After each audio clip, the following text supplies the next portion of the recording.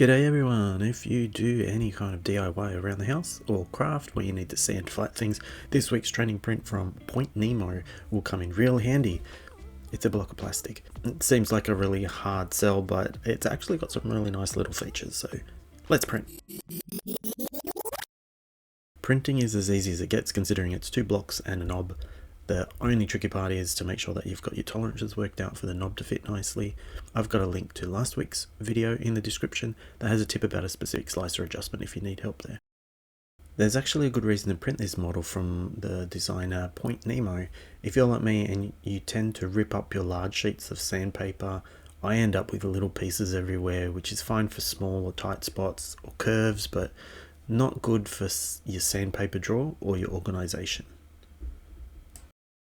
One interesting feature for any new model designers to take note of is that Point Nemo has looked at what a standard sheet of sandpaper is, and these 2 blocks can take a perfectly divided sheet, so you have none left over.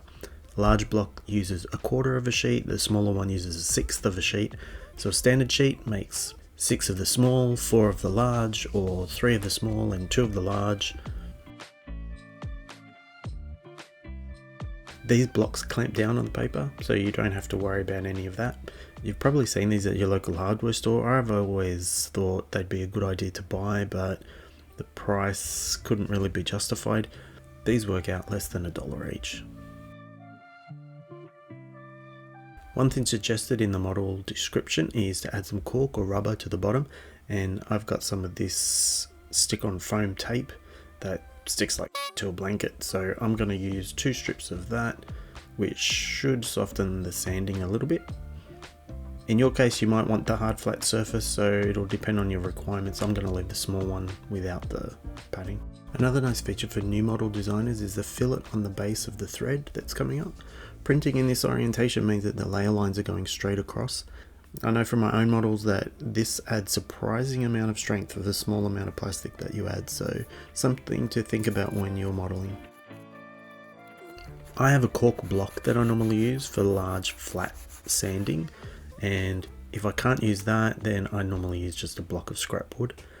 Inevitably though, the problem I have is the paper slips off the block, or using it for a long time it can start to sand away your skin.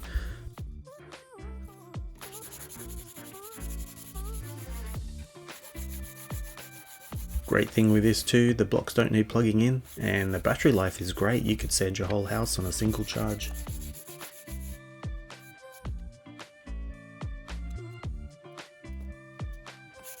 So the final conclusion is this model is simple but really effective, and the little touches make it a really great tool if you have the need for hand sanding. So it's a thumbs up from me.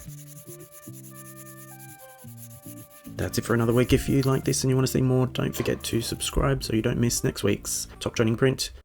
Thanks, we'll see you next week.